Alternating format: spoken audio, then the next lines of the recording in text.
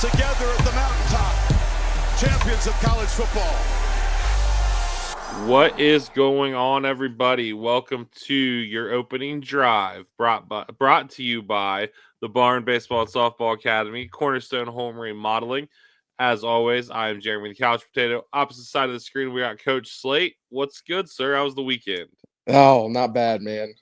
Pretty solid weekend, man. I don't have many complaints. The wife and I got to spend some time together last night without the kids, so that was nice. We went out to Buckeyes. Shout out to Buckeyes, man, in Marion, Ohio. They did their thing. Food is really, really good. So it was a good time, man. How's everything your way? Good. Kind of a low-key weekend, but a fun weekend, I guess you would say. Yeah. Went to Mansfield yesterday, did the baseball card show thing. And then today was the Stevenson bowling tournament, invitation only in Marion. It's kind of the tournament that all the bowlers want to win. Okay. So it was cool. Today was match play. So these dudes bowled 8 games yesterday, and then bowled 12 games of match play today. Wow. And then they cut to the top 5, and then they bowled a stepladder. So the dude who won the tournament actually got in as the 5 seed. So he had to bowl 4 more games today. So yeah, shout out Brandon. And to hit on your Bucci's thing real quick.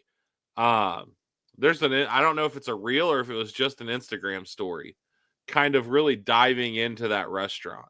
Yeah. I can't remember which one it was. I'm gonna have to try to find it because it was really, really cool to just see the transparency, the vulnerability about what goes into being in the restaurant game.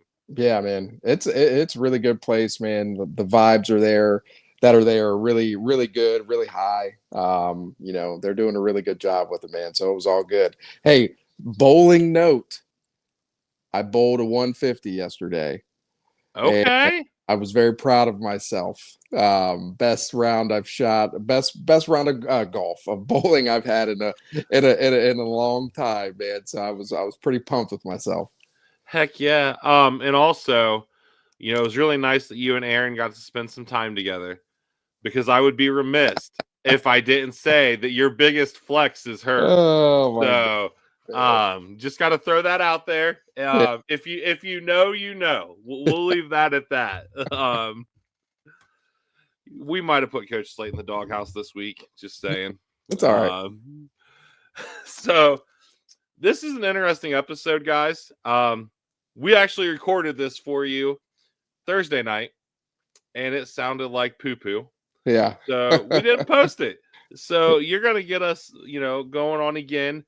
4 analysts / QC guys. We kind of use those terms interchangeably. I know there are a little bit differences. We're going to hit on that real quick. Got some CFP potential news. Yeah. And then we're going to dabble in the memorabilia world at the end, because there's some big stuff coming to Columbus next month. Okay. All right. So to jump into the hires, all offensive guys, which is a good thing, because I think with a new DC coming in, if you can keep that continuity, and obviously these positions change all the time. You'll see guys hired in the middle of the season to fill these jobs, because there's not a limit on them. Yep. But what I really like about this is we brought in 2 guys who are former Power 5 offensive line coaches, so that they can really be the hands-on guys for Tyler Bowen to go recruit, which is something the dude's already killing it at. Yeah, man. Yeah, he's crushing it on the trail right now. Hitting parts of the country. He just offered an offensive tackle from Idaho, right? So he's hitting parts of the country that was one of the things Buckeye Nation was always pushing for with Justin Fry. You gotta spread that net. You gotta cast a huge net and get these guys in here. That way, if you miss out on those top dogs, you've still been building these relationships with these 3- and 4-star guys. So shout out to Tyler Bowen, man, for really casting that net and leaving no stone unturned, man. I love it. I think that's the way you have to approach the offensive line. But yeah, with these guys on the offensive line that we brought in, what's his first guy's name? Let's see, Marcus Johnson. He coming from Purdue. He was an offensive line coach at Purdue. He's got experience at other places as well. But you're talking about a guy who was recently a Power 4 guy who's got, really good relationships built with a lot of recruits. He was just out on the road for Purdue as the lead recruiter, and a lot of these guys recruits. And so when Tyler Bowen gets these guys on campus, boom, they're hit with a familiar face. And so that's another big piece to the puzzle. Also, he's well respected as a football mind, played in the NFL for a few years. And so being able to bring a guy like him who can really do the grunt work while Bowen's out on the road, or while it really allows you to really separate the offensive line too into like really three groups, with him and the other guy, Charlie Dickey, that we brought in, who has been coaching for almost 40 years with Kansas State, and Kansas State's run game under Bill Snyder was always immaculate and phenomenal and fun to watch. And so now you're talking about two guys that are really going to, enhance that offensive line group. Yeah, absolutely. You hit on Marcus Johnson, most recently at Purdue, Missouri, Mississippi State, Duke, played in the league for 4 years. It looks like really thought to be kind of a younger up and comer. Mm-hmm. So that's awesome. Yeah.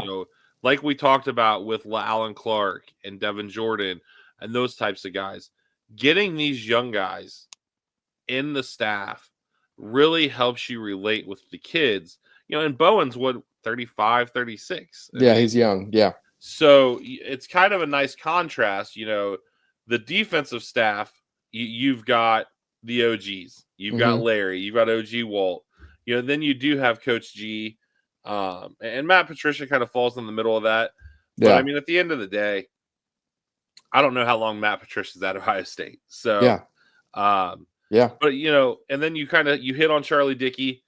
He's kind of the opposite of Marcus Johnson. He's been coaching for 37 years. It's crazy. Oklahoma State's his most recent stop, K-State, Utah. So the other thing that jumps out to me, not that these guys are going to be recruiting per se, but they have relationships. Oh yeah, man. So Marcus Johnson is kind of an eastern half of the United States guy.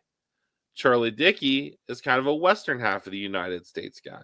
Yeah. There's a logic to all of these pieces on the chessboard. Yeah. Yeah, man. And that's the interesting thing that goes into hiring coaches, right? What are you bringing these guys in for? Obviously, with Marcus Johnson, younger guy, Power 4 guy, was just a Big Ten offensive line coach. And you've got Charlie Dickey, who's been doing this thing for so long. One of the guys I'm like excited to meet during spring practice, man. Like, this dude is just a wealth of knowledge. And I love listening to old school offensive line coaches talk ball, man, because it's truly a different breed. But you're talking about guys who had a board. They just had a board in their office of guys that they were recruiting. And now they're bringing that board to Tyler Bowen, right? And so these were the guys that were the top guys on our board. I know they may not be the top tier guys that you're looking for, but I do think based on our scheme that these guys can fit. These two guys are bringing that to Ohio State in that offensive line room, and that's just going to enhance recruiting for Tyler Bowen, man. So I think this was you don't really want to dive too much into analyst hires or quality control hires, but it's something we're going to have to pay attention to a lot more with the NCAA making those rule changes with the unlimited amount of coaches. I'll be interested to see what type of budget our athletic director gives Ryan Day for these type of hires, right? Because I don't really think there's a cap or a max that you can pay these guys. No. Obviously, you're not going to pay them as much as the full-time assistants, but it will be interesting. Will you have a couple guys that are north of $300,000. And if you do, okay, well, now you're talking about, being able to retain these guys for multiple years. And so, it'll be interesting to see the type of budget they get to hire these guys. Yeah, I think the average analyst is like $83,000. Wow. Which is kind of crazy when you really think about it. But, also those guys get, 2 years or 3 years of being a GA. And so you've got to pay them something. Yeah. But, it's going to be interesting. So like we said, those guys are going to be huge assets to Tyler Bowen. The third guy, Wendy Laurent, played at Penn State 2012 to 2016.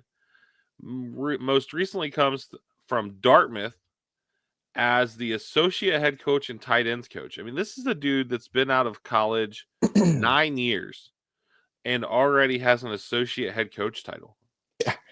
Yeah, it's crazy, man. That's a pretty quick turnaround, and I know you're going to look at it. A lot of people will look at it and say, "Well, it's Dartmouth," and there is some truth to that. But at the same time, to be able to rise up to that position of leadership in such a short amount of time at a Division I program, Dartmouth is an FCS program, and so that is Division I football. That's a big deal. That lets me know that he's a rising star, and these are the type of positions those young guys. It's all about who you know, man, and so. If I'm that young guy, hey, I could go be the associate head coach at Dartmouth, and that's well and good and will look good on my resume. But if I can go be an analyst at Ohio State and probably make around the same type of money, now I'm just opening up this world. The other thing I like about this too, we talk about marrying guys that are going to be doing the grunt work with the recruiters. Keenan Bailey is an elite recruiter, right? And so one of the things now you're going to be able to do is not only will he have Coach Hinton helping out in the tight ends room, now he's going to have another body in there that's helping out with the tight ends room as well. And so I love the fact that these position groups are getting their own analysts pretty much that are really going to support them. Again, this is just something that is going to enhance the product that we see on Saturdays. It's going to enhance recruiting as well. Yeah, absolutely. And like you said, it's all about who you know. And Wendy Laurent played with Billy Fessler. Yeah. And then most recently, the fourth hire, Colin Keanu Reeves, was the most recently wide receivers coach at Western Illinois. Prior to that, he was a GA at Nevada. Coached wide receivers and quarterbacks there. Played defensive back in college. Went to, I believe it was a JUCO, and then to the Acrowdy. And little fun fact about him: graduated from Rancho Cucamonga High School. Oh, which, diving deep into Buckeye lore, was the high school of Coleridge J. Stroud. Yeah. Okay. There we go. That's what I thought.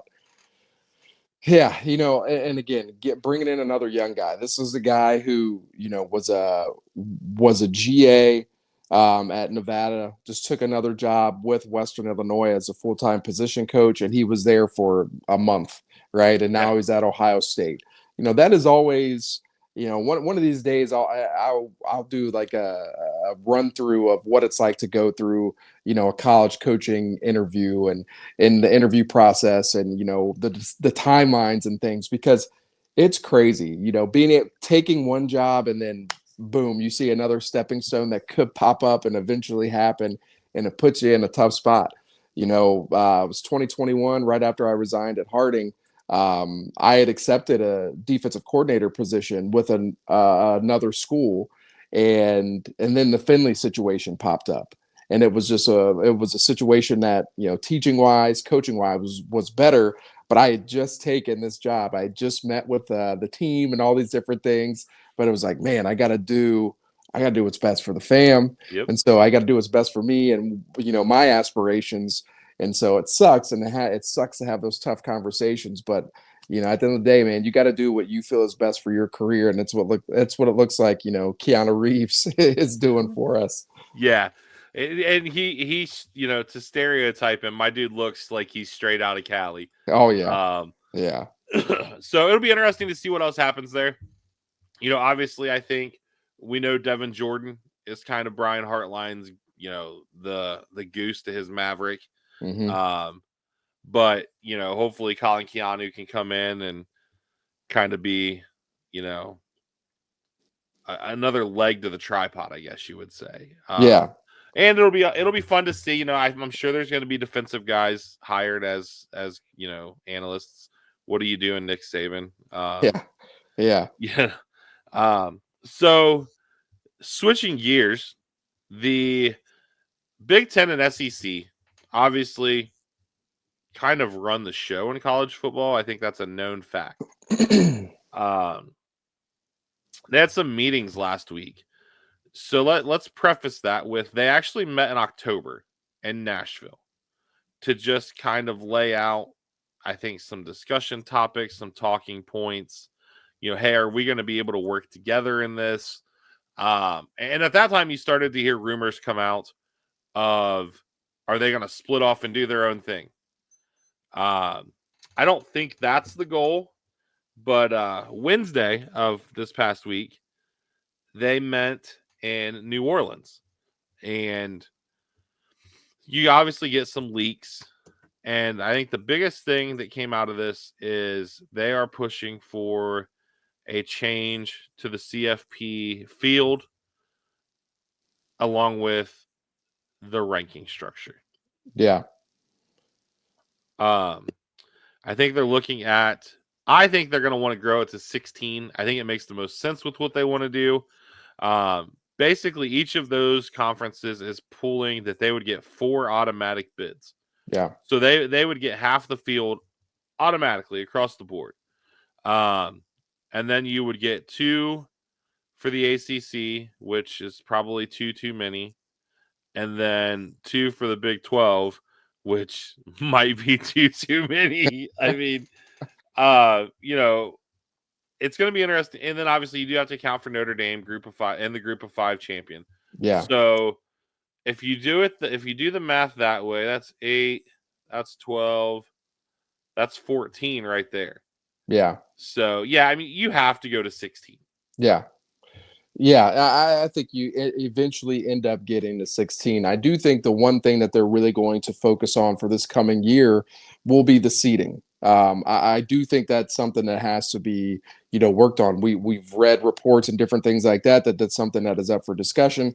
And there's some potential changes to even this upcoming, 12-team playoff in 2026. And so, I think that is the first thing that needs to be addressed. Yeah. It's not a knock on Boise State or any other group of 5 school, but I have a hard time believing that they should be a team that gets a bye, right? You put Oregon in such a tough spot. They earned a bye, but they don't get a home game.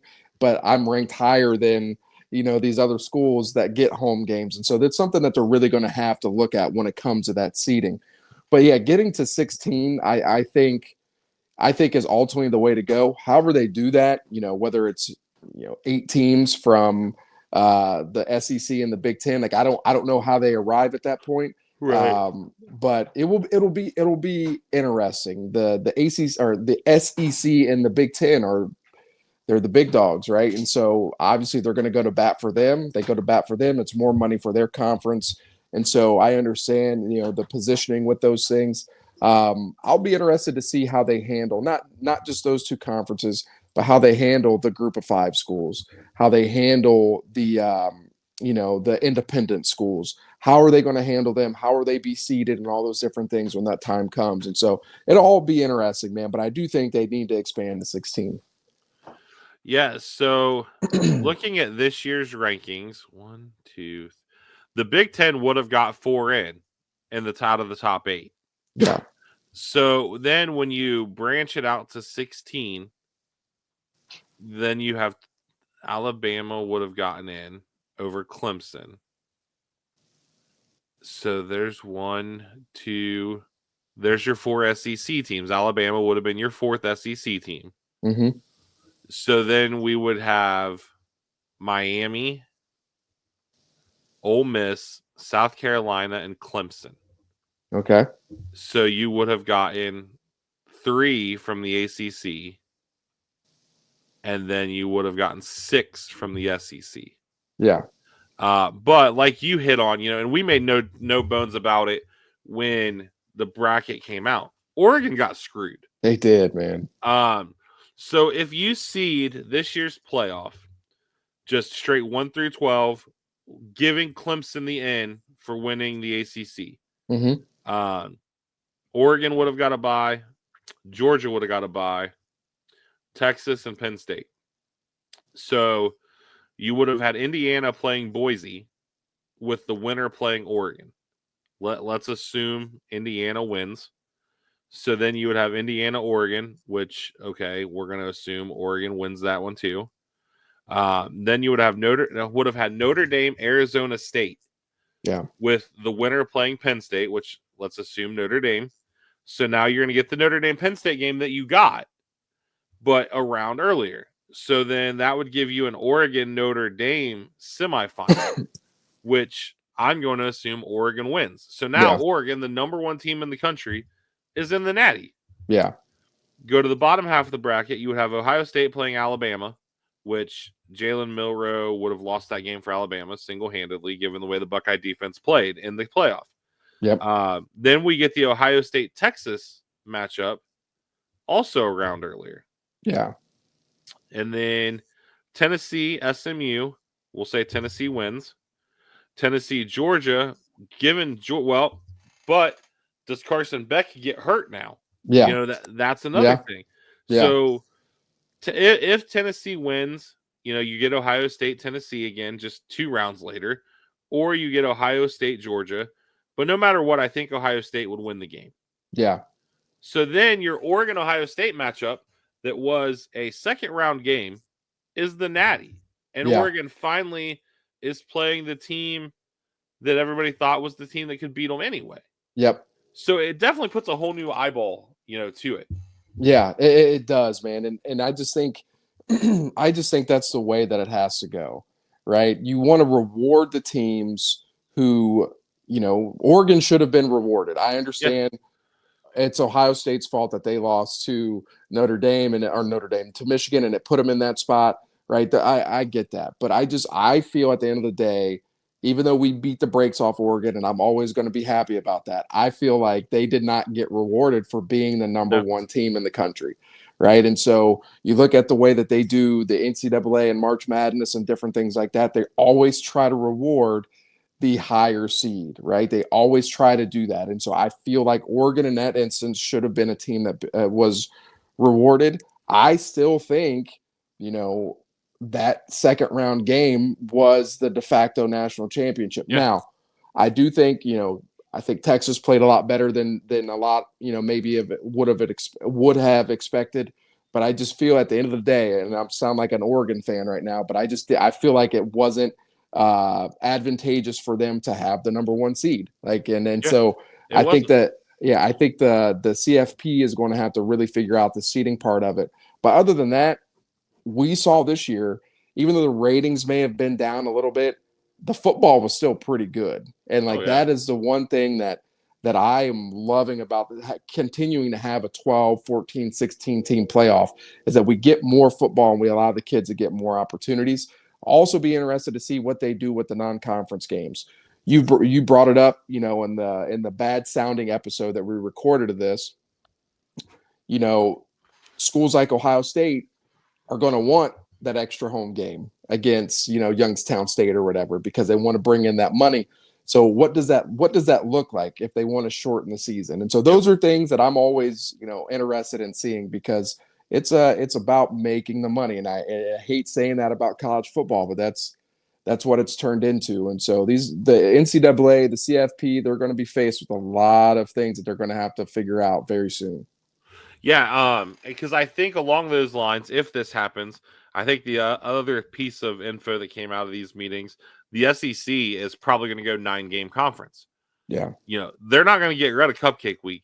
You know, that's a home game for all of them. Now, you know, Ohio State's got Georgia and Alabama on the schedule over the next, you know, 8 years. Are those going to happen? Probably not. At this rate. Because if you've got, let's be honest, if you've got 4 automatic bids, Ohio State is almost always going to be one of the top 4 teams in the Big Ten. Yeah. You know, what do you have to lose at that point? Yeah. You know, same thing, you know, as long as Kirby is at Georgia's probably going to be a top 4. Maybe I say that, and they might not be a top 4 team in the SEC this coming year. Yeah. When we start diving into some conference, you know, breakdowns and stuff, it's going to be interesting to see, because, you know, Bama is going to be breaking in a new quarterback, but I think they've got some talent, and not to digress, but Kalen DeBoer has his OC back. Yeah. So that's going to be interesting to see. Another comment you made that's going to make me kind of go off of an exit ramp here. You talked about shortening the season. Yeah. So it was finally announced this week that tickets to the Ohio State Spring Showcase go on sale, which is the spring game, but it doesn't sound like it's going to be a game. We kind of hit on this. Nebraska basically said we're canceling it. We don't want people trying to entice our guys to go into the spring portal. We don't want people to see what we've got. Yeah. And Ryan Day told the board of trustees, and it's been put on the record that it's going to look different. Yeah. I don't know. I get it, and I agree. You've seen guys get hurt in the spring game before. Yeah. But there's a lot of the fan base that's upset. Yeah, and I get it, man. One of my first memories of being a Buckeye fan was going to the Ohio State spring game with Kevin McGinnis and his family, and one of them got Pepe Pearson's gloves, and that's one of my earliest Buckeye memories. And I was young, I was like 7 or 8 years old, right? Well, fast forward, I didn't get back into Ohio Stadium until 2014. Right. And so you're talking about that time. And it's just because, number one, it was going to be way too expensive. Yep. And I just didn't have the time to do it. Right. You look at the spring game, those are the opportunities that a lot of people get, for a cheap ticket under $20. Like I get to go sit in a stadium. There's going to be 80,000 plus people there just for the spring game. And I get the full experience, but I don't have to pay $300 for a ticket. And so, that part of it is tough, right? And fans should be upset about that. But I think we also need to understand the pro aspect of college football now. Yep. Right. I'm sorry, JJ Smith he's not dressing. And I know people are going to be coming to watch him play, but I need him to do what he did for us this past season again. Right. And so I don't need to see him in the spring. I want to get Quincy Porter out there. I want to get these young guys out there and see what they can do. Right. And you look at a guy like Travion Henderson last year or Emeka or Lathan Ransom. These are fourth year and fifth year guys. What do I need to see them in the spring game for? That I don't need to see them at all. One of the things I would like to see college football do, and you see this at the high school level and you see it in the NFL as well, having conjoined practices with another team. Yes. Right. Being able to have a shared practice with, a team that's not on your schedule, being able to have a shared practice with Toledo, right? If I'm Ohio State or Akron or just anybody else, just to get out there and somebody that's not on your schedule. Right. And I think that would be something that's beneficial. Obviously, we see the NFL does that. In training camp, when they travel wherever, you always hear about the fights and different things that go on. But I would love to see college football get to that as well. I think that would be something that's beneficial, especially if you're going to get rid of the spring. Being able to have that competition, in the summertime would be beneficial to all programs. Yeah, absolutely. And, that's just another chance that spring football in high school needs to be a thing. Needs to be a thing, man. I hate that conversation because it's so there's no middle ground to that conversation. So it'll be interesting to see what they do with the spring showcase. And I don't think this Big Ten SEC stuff can happen until the 26th playoff. Yep. So we will monitor that, obviously. Shout out, speaking of high school sports, to the Indiana High School Athletic Association. They are about to pass a one-time transfer for high school. Okay. I know that's unpopular with some people, but it's not always, because I got told today that, well, this is just going to allow the rich to get richer. It's not about that. It's not always about the sports. I know a young man right now who wants to transfer schools, but he doesn't want to sit out part of a season. Yeah. And it's not that he's being bullied or anything like that. He just needs to change the scenery. Yeah. But he doesn't want to suffer the consequences. So, as somebody who deals with high school kids on the daily, thoughts on a one-time transfer. I'm going to put you on the spot because you didn't know I was going to ask you this. Yeah, man. No, I'm all for it. And there will be instances where you do get kids that go transfer to a powerhouse program, and that those are things that are going to happen. The one thing I will say, when I was at Findlay, we had an opportunity. Baylor Wilkin, he just signed with Indiana, 3-star offensive lineman from Findlay. Originally went to Van Buren. His family, said, you know what, we're not going to move, but we feel like Findlay is going to provide us with an opportunity that will, get Baylor more exposure, right? And so they went about the process. They did not move, and he played in the first 5 games. He started for us. He dominated, and then boom, he was done. Right now, this was a decision that the family, had to deal with, and they were okay with that. They were okay with that. But he took off later in his recruitment. I just think about, had he been able to play the rest of that season, we won a conference championship. If we would have made a run in the playoffs, how much sooner would that possibility of these Power 4 schools happen for him? Now, that's just one instance where, the family went about it and they were okay with, sitting out those 5 games. There are other kids who are transferring to leave a situation that may not be advantageous for them, and they want to go somewhere where they will have a better opportunity, not just for athletics, but maybe for school as well.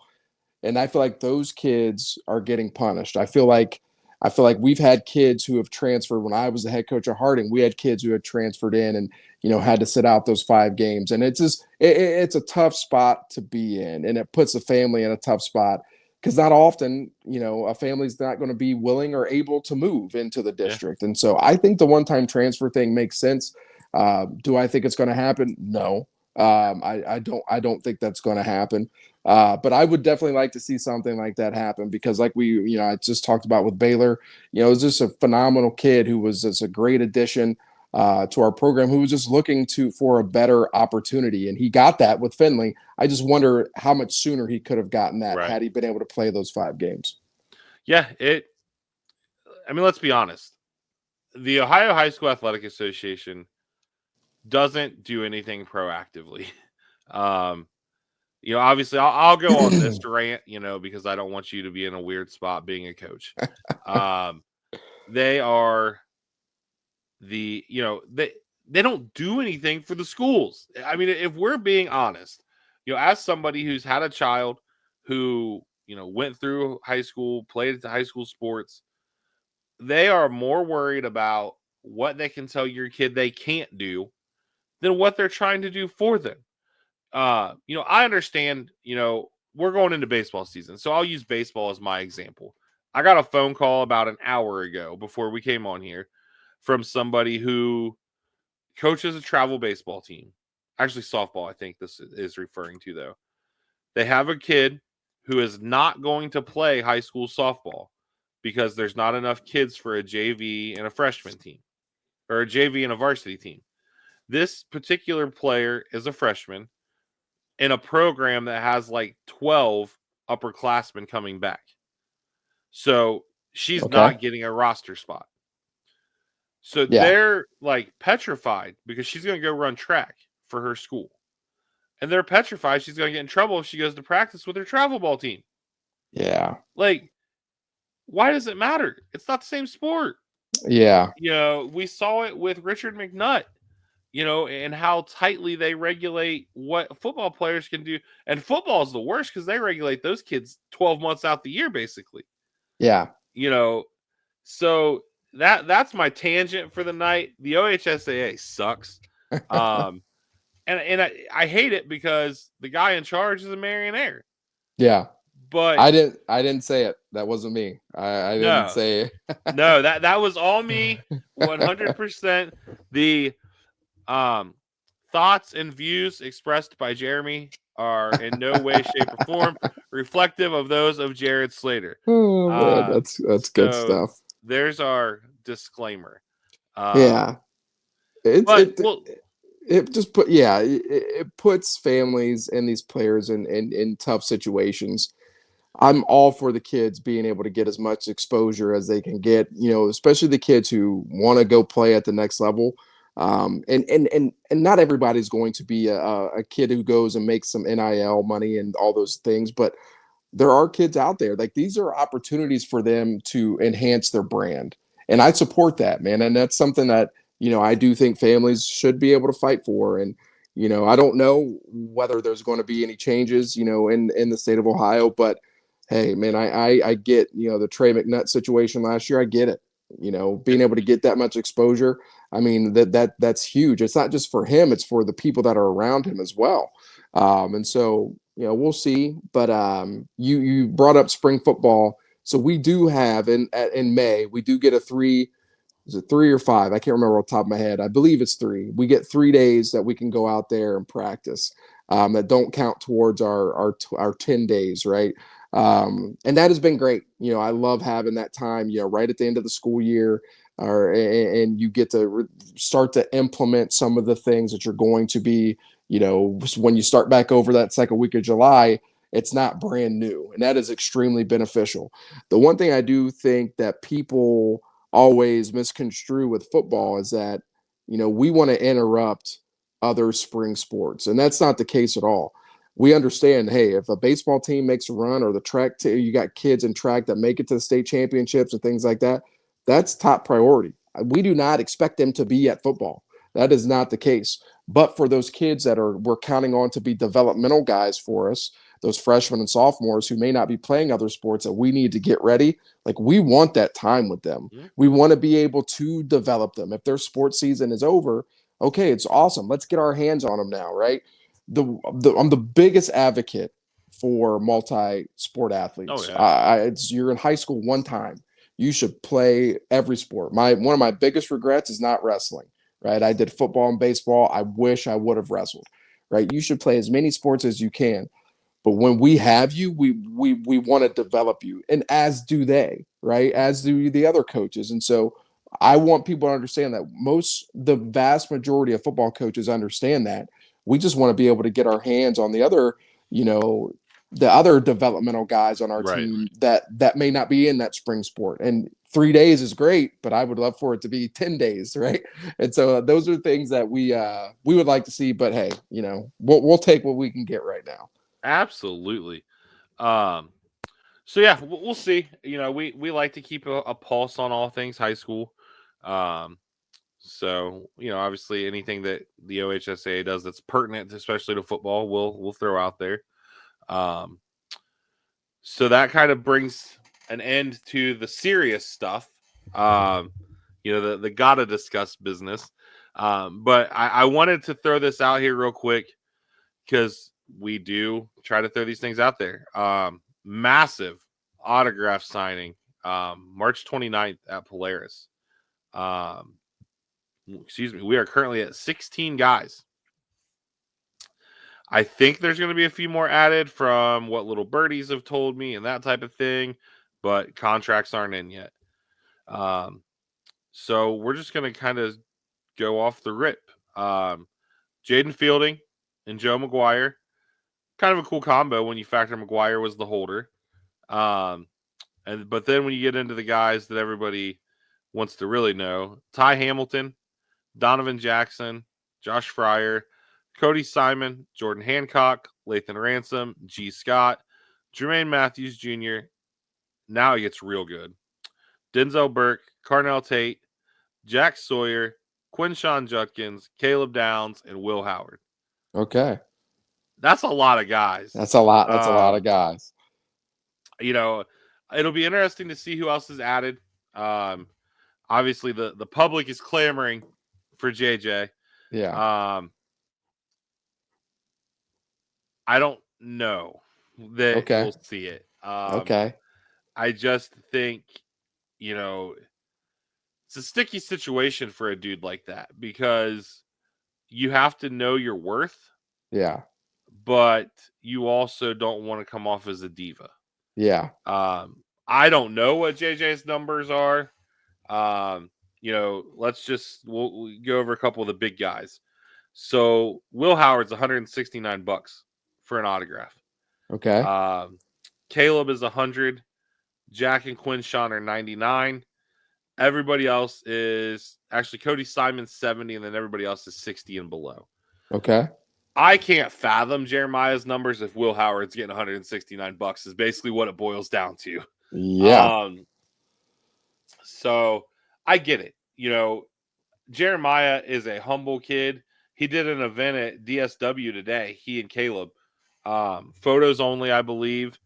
But, he's sitting there smiling in a couple of the photos I've seen. He signs autographs at practice and that type of stuff. So it's not like he's a total diva. Yeah.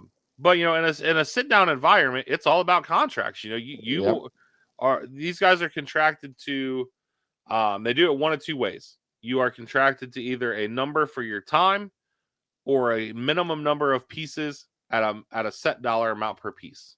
Okay. So somebody's footing the bill, so it has to be passed along somewhere. So, like I said, we'll see who else gets added. The company that is running this did just have our guy Luke at one. Like I've got a picture of Luke that I'm ready. It might go over the shoulder. Yeah. It's the horns down. So yeah, that kind of ties, together that piece of life. Non-Ohio State sports topic. Okay. Can we give a shout out to the NHL? Yeah, I've been hearing some good things, man. The Four Nations face-off was awesome. Yeah. I'm by no means a hockey guy. No. But anytime that the USA is playing in something and they're wearing the USA colors, I'm going to watch it. Yeah. I don't care if it's hockey. That's how I started watching soccer. Yeah. The Ryder Cup, the Olympics, anything. Yeah. I'm already ready for the Winter Olympics in 2026. Like, we'll be seeing you, Connor McDavid. Yeah, that's awesome, man. No, I heard good things, man. It was all over social media, all over, Sports Center and different things like that, man. So I like you said, anytime, the Stars and Stripes are playing, you're rooting. I wish I would have actually been able to watch it. Saw some highlights and different things of that, but like hockey is a fun sport, man. Best athletes in the world, man. Best athletes in the world. And game at the Shoe next Saturday. Yeah. Blue Jackets, Red Wings. That should be pretty cool. Yeah. So I don't really have anything else. We got some stuff on tap. We haven't forgotten about, the episode we promised you guys we're going to do with our guy Jake. The Marion High School football debate. Might try to rope in some other guests for that one or one to follow up. There's a lot of irons potentially in fires right now. Yeah. We'll leave that at that. But as always, we couldn't do this without the support of you guys. Shout out to our sponsors, obviously, the Barn Baseball and Softball Academy, Cornerstone Home Remodeling, our guy Carson, who is killing the game. Yeah. I actually have to hop on the computer and see if I can find a way. He used my photo, the photo I want of Caleb. That is the photo I have been searching for. Yeah. For this signing. Yeah. Because I'm very OCD about what I get signed. Yeah. But that photo, nobody has it. Like, it's all video. Yeah. So it's not high enough resolution to print. Gotcha. That's the whole other piece of the puzzle. Okay. It's very time consuming. I was actually doing some of that before we came on for a buddy of mine. So, yeah. But with that, I think we'll hop off of here. Yep. You guys make this week great. Love your people. Tell them you love them. And with that, we will see you guys midweek if something pops off or next week.